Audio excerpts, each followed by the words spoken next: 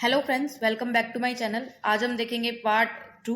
हमने last video की थी पार्ट 1, जिसमें हमने बताया था कि पार्टनरशिप क्या होती है, उसके फीचर्स क्या होते हैं, पार्टनर्स के राइट क्या हैं।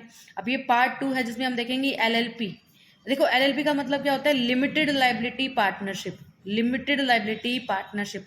जब हमने लास्ट वीडियो में टॉपिक कवर किया था तब हमने पार्टनरशिप को बोला था कि वो क्या है, अनलिमिटेड लायबिलिटी है। पार्टनरशिप का एक फीचर आया था जिसमें लिखा हुआ था अनलिमिटेड लायबिलिटी।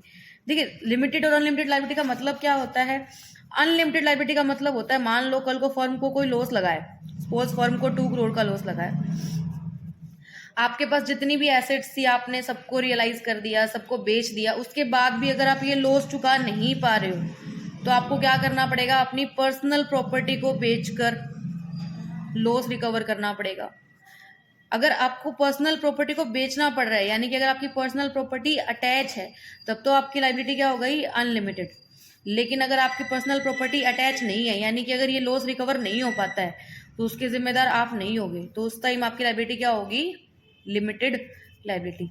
तो ये कौन सी पार्टनरशिप है? लिमिटेड लायबिलिटी वाली पार्टनरशिप है। इसके ऊपर कौन सा एक्ट एप्लीकेबल होता है? Limited liability partnership act 2008। जो हमने लास्ट पार्टनरशिप के बारे में पढ़ा था उसके ऊपर एक्ट एप्लीकेबल होता था इंडियन पार्टनरशिप एक्ट 1932। और इसके ऊपर कौन सा होता है? LLP act 2008।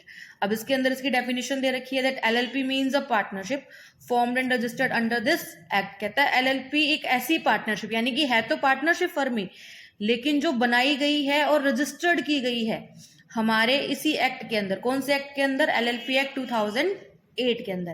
देखो, जब है ना स्पेसिफिकली लिखा होता है ना कि ये इस एक्ट के अकॉर्डिंग चलेगी, यानी कि उसके ऊपर कोई और एक्ट एप्लीकेबल नहीं हो सकता। जैसे कि अब इंडियन पार्टनरशिप एक्ट 1932 है, वो इस एलएलपी के ऊपर एप्लीकेबल नहीं किया जा सकता।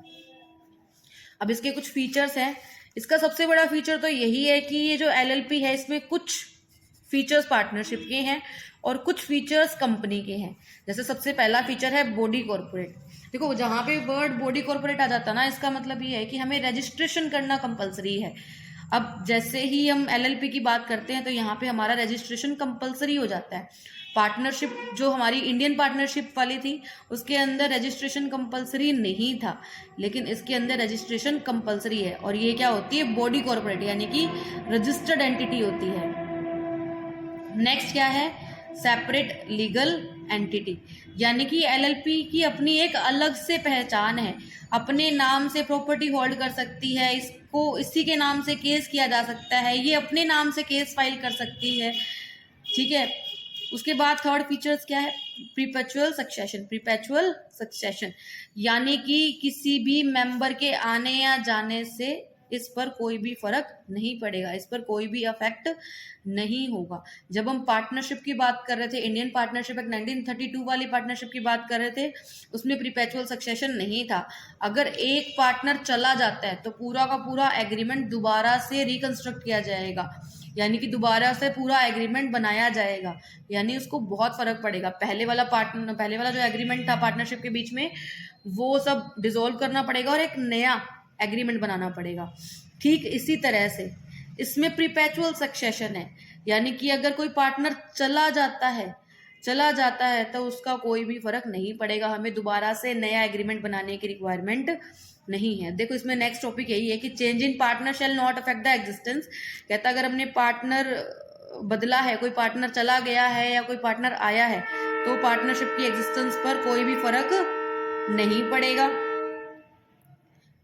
ना ही किसी और पार्टनर के राइट पर कोई फर्क पड़ेगा, ना ही फर्म की कोई लायबिलिटी पर फर्क पड़ेगा। अब देखो, जब हम बार बार एलएलपी और पार्टनरशिप का कंपैरिजन कर ही रहे हैं तो उनका डिफरेंस भी बहुत जरूरी है। तो पार्टनरशिप वर्सेस एलएलपी, यानी कि पार्टनरशिप में और एलएलपी में डिफरेंस क्या है? सबसे बड़ा डिफरेंस तो यही है कि इसके ऊपर कौन से प्रोविजन एप्लीकेबल होते हैं? Indian partnership act 1932।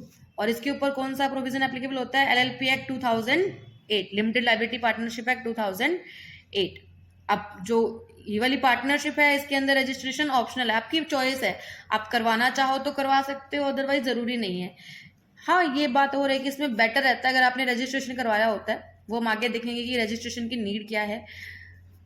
एलएलपी में रजिस्ट्रेशन कंपलसरी है, आपके पास ऑप्शन नहीं है, आपको रजिस्ट्रेशन करवाना ही करवाना पड़ेगा।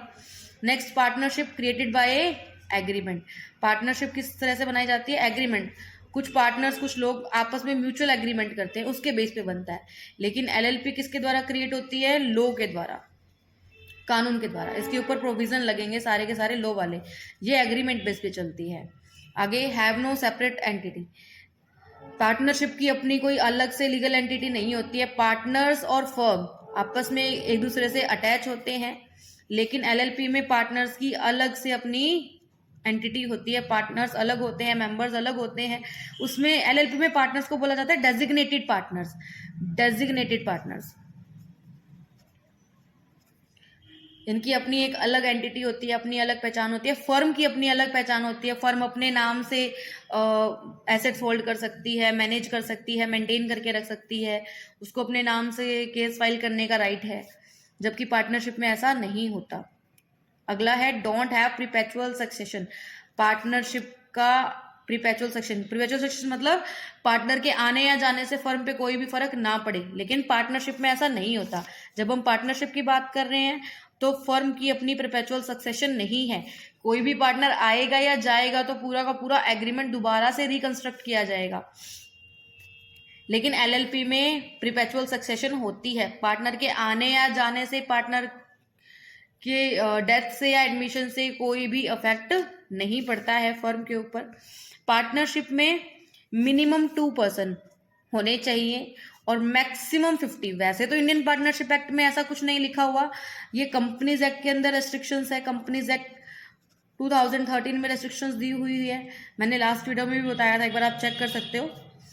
एलएलपी में मिनिमम 2, आपको पार्टनरशिप चाहिए तो 2 लोग तो कम से कम चाहिए ही चाहिए, लेकिन यहाँ पर मैक्सिमम की कोई भी लिमिट नहीं है, आप कितने भी पार्टनर्स बना सकते हो। अगला, पार्टनरशिप बॉडी कॉर्पोरेट। पार्टनरशिप पहली बात तो खुद बॉडी कॉर्पोरेट नहीं है, यानी कि रजिस्टर्ड नहीं है। रजिस्टर करवाना भी चाहो तो भी वो बॉडी कॉर्पोरेट नहीं बनेगी। दूसरा, कोई भी बॉडी कॉर्पोरेट यानी कि कोई अदर एंटिटी, कोई अदर रजिस्टर्ड पर्सन या कोई कंपनी पार्टनर नहीं बन सकती है। लेकिन एलएलपी में कोई भी बॉडी कॉर्पोरेट, कोई भी अदर कंपनी या फर्म को पार्टनर बनाया जा सकता है। दूसरा, पार्टनरशिप में जो पार्टनर्स होते हैं उनकी लायबिलिटी अनलिमिटेड होती है, जबकि एलएलपी में जो पार्टनर्स होते हैं उनकी लायबिलिटी लिमिटेड होती है, यानी कि उनको पर्सनल प्रॉपर्टी बेचने की जरूरत नहीं है लॉस रिकवर करने के लिए। Thanks for watching.